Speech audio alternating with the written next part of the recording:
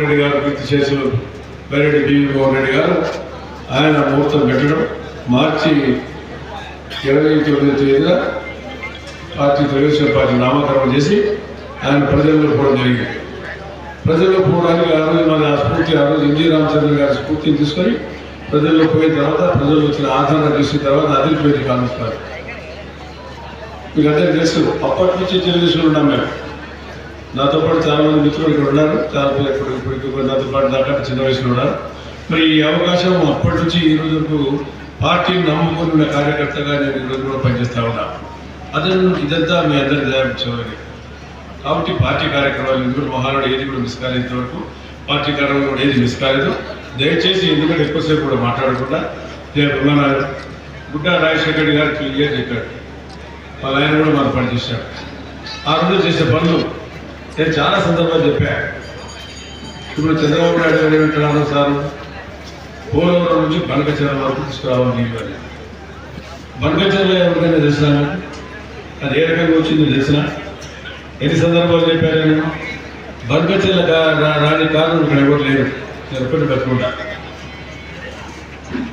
ఆ రోజు బనకచెర్ల కావాలని కోరుకుంటాము ఎవరెవరు. అప్పటికే మనం తెలుగుగా కారు దొరుకుతా ఉన్నాం. 20 కాలం దొరికినాం, మిట్టకందాన్ని డీప్ కట్టు దొరికినాం. ఆ నీళ్ళు మన కొట్టే కాలం 300 నీళ్ళు ఎక్కాలంటే ఆ డీప్ కట్ లేకపోతే మన తెలుగుగా కష్టపడే మన వ్యక్తి ఏ రోజు సుఖపడే జీవితం నాకు తెలిసినంత వరకు రాత్రి పగులు పనిచేసేవాడు. కష్టజీవి ఆయన. అభివృద్ధి కావాలా, రాష్ట్ర అభివృద్ధి చెందాలా, ఎందుకంటే ఆయనతో పాటు నేను కూడా మా మున్సిపల్ మినిస్టర్గా చేశా.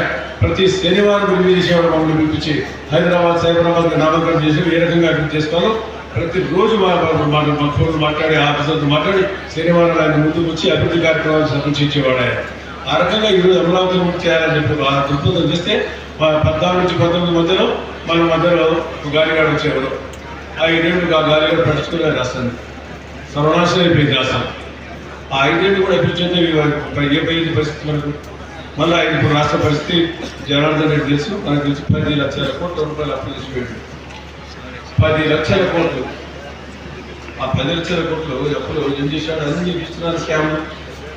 డిస్టరీ ఫ్యాక్టరీ నిందాలలో ఉంది, నిందాలలో నాయకులు అరెస్ట్ చేశారు. సజ్జల చెప్పారు, నాకు చెప్పారు శ్రీధర్ రెడ్డి. మీరు జరుగుతున్న వాస్తవం ఎటువంటి బ్రాండ్ అమ్మినాడు, ఏమన్నా ఉన్నాయా బ్రాండ్లు? వాళ్ళంతా బ్రాండ్ చేసి అందరికి తాగి అందరినీ లివర్ సీరియస్ ఇచ్చి ఎంతమంది చచ్చిపోయారు, అది తాగడం వల్ల చచ్చిపోయారు అని చెప్పి వాళ్ళ స్టేట్మెంట్ ఇచ్చాము కదా. ధర్నా చేసేవాళ్ళు ఈ శబరిమల చేసి ధర్నాలు అన్ని డూప్లికేట్ అన్నీ డబ్బులు తీసుకొని ఈరోజు మళ్ళా ఆయన మాట్లాడతాడు ఎక్కడో. మళ్ళా ఆయన అధికారం వస్తే మిమ్మల్ని బతకనియదు, పోలీసు వాళ్ళు ముద్ద తిప్పి కొడతాడు. కూడా ముఖ్యమంత్రి చేసినట్టు ఎట్లా మాట్లాడతారు, ప్రధానమంత్రి మంత్రి చేసింది రామకృష్ణ ఎట్లా సభ్యతగా గౌరవం మాట్లాడాడు, అల్లుడు మాట్లాడాడు జనార్దన్. వాళ్ళ పద్ధతి నువ్వు ముఖ్యమంత్రిని మాట్లాడే పద్ధతి, నీ ఉచ్చారణ ఏ రకంగా ఉంటుంది, భాష ఏ రకంగా ఉంది. ఎన్నాళ్ళు ముఖ్యమంత్రిగా ఉన్నప్పుడు చంద్రబాబు నాయుడు గారు మేము బలమాన గతంలో కలుపుతున్నాడు, లేకపోతే ఇంటిగా పెట్టుకోమంటారు.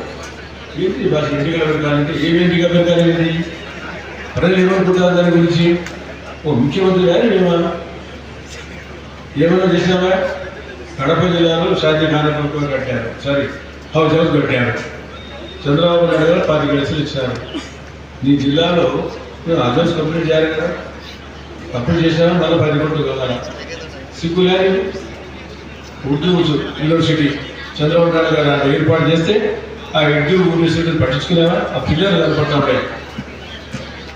మన మైనార్టీగా చేసినావా? ఒక్క 10 ఏళ్ళు చేసినా చెప్పండి. అది ఎట్లా నేను తెలుసు, ముఖ్యమంత్రిగా చూపించాం. నేను చెప్పా, నా పక్కన అమ్మాయి శబరి అమ్మాయి ఉర్దూ యూనివర్సిటీ గురించి చెప్పు సార్, నిలబడిపోయి జనం అడుగుతారు, ఆ ముస్లిమ్స్ అడగాలని చెప్పి ఒక చేశాడు. ఆయన అప్పు సొప్పులు దబ్బలించి అసలు అభివృద్ధి తీసుకోవాలా.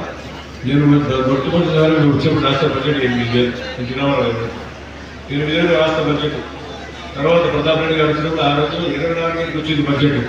ఇప్పుడు బడ్జెట్ లక్షలు పోయింది, 20 లక్షలు పోయింది, 300 లక్షలకు వచ్చింది బడ్జెట్ ఇప్పుడు. కానీ ఏం చేశాడు ఆయన? మళ్ళీ విమర్శించే చంద్రబాబు విమర్శించే ఆయనకేమైనా హక్కు ఉందా?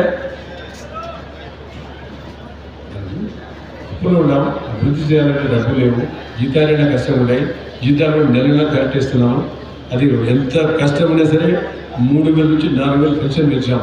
దానివల్ల ఎన్ని వేల కోట్లు అవుతాయని తెలిసిన ఒక నంద్యాల మున్సిపాలిటీకి 8,000 కోట్లు అవుతాయి, 8,000 కోట్లు అవుతాయి. మళ్ళీ ఇప్పుడు బియ్యం మన రైతులు వచ్చినారు మా దగ్గరికి, జనార్దన్ రెడ్డి గారు కానీ, నేను కానీ, బుడ్డా రాజశేఖర రెడ్డి గారు కానీ, అఖిలమ్మ కానీ, జయసూర్య ఉన్నాడు. మేము పోయి చంద్రబాబు అడిగాము, సార్ దయచేసి మా రైతులకు ఆదుకోవాలా, జొన్నలు పండించుకున్నారు, కొనుగోలు లేదంటే అప్పటికప్పుడు ఉన్నారు అని చెప్పమని ఉన్నారు. ఇక్కడ 3 ఎమ్మెల్యేలు పోయి అడిగినాం, మీరు చెప్పాలా రైతులు తీసుకుందామా లేదా. మళ్ళీ పొగాకు గురించి అడిగినాను, నన్ను పొగాకు కూడా ఉందంటే మళ్ళీ మేము మాట్లాడాము. క్యాబినెట్ ఉన్నాడు అడిగాను, జనార్దన్ రెడ్డి గారిని ఆయన మాట్లాడి మేము మాట్లాడాం. సార్ రైతులకు పండించుకున్నారు, గత సంవత్సరం బాగా ఆదాయకరంగా ఉంది, ఈ సంవత్సరం ఆదాయం లేదు, పండించుకున్నారు, దాని ఏ రకంగా కొనాలి సార్ అంటే నేను చాలా కంపెనీ వాళ్ళకి చాలా సీరియస్గా చెప్పినాను, తప్పకుండా కొందాం, వాడు కొన్నప్పుడు మనం ఆలోచిద్దామని చెప్పినాను. ఆ రకంగా చెప్పినాను. మీరు ఎప్పుడన్నా ఎమ్మెల్యేతో మాట్లాడాడా ముఖ్యమంత్రి? గతంలో ఆయన ఉన్నాడా? ఎప్పుడన్నా ధైర్యంగా అడిగినాడా? చంద్రబాబు రాత్రి 10 కానీ 11 కానీ కార్యకర్తలు కానీ నాయకులు కానీ పరిశీలించి వాళ్ళ రిప్రజెంటేటివ్స్ని మన సమస్యలు పరిశీలించే నాయకుడు చంద్రబాబు నాయుడు గారు. అదే ఆయన దగ్గర అదే చంద్రబాబు నాయుడు ఆ రకంగా పనిచేస్తూ ఉన్నాం. ఈరోజు చూస్తారు అందరూ, మేము కానీ ఎమ్మెల్యేలు కానీ ఎంపీలు కానీ రాష్ట్రంలో మధ్యలో కూర్చొని పనిచేయడం మీద మీ కష్టాలను పంచుకుంటున్నాం. కాబట్టి ఈరోజు మహానాడు పెట్టాం. మీ బాధ్యత మీ కర్తవ్యం. వెహికల్స్ అంతా బండ్లలో రండి, బాధ్యత అది. మేము బుద్ధ రాష్ట్ర క్లియర్ చెప్పిండ్రు, ఇట్లా చేయాలి, ఎంతమంది రావాలని.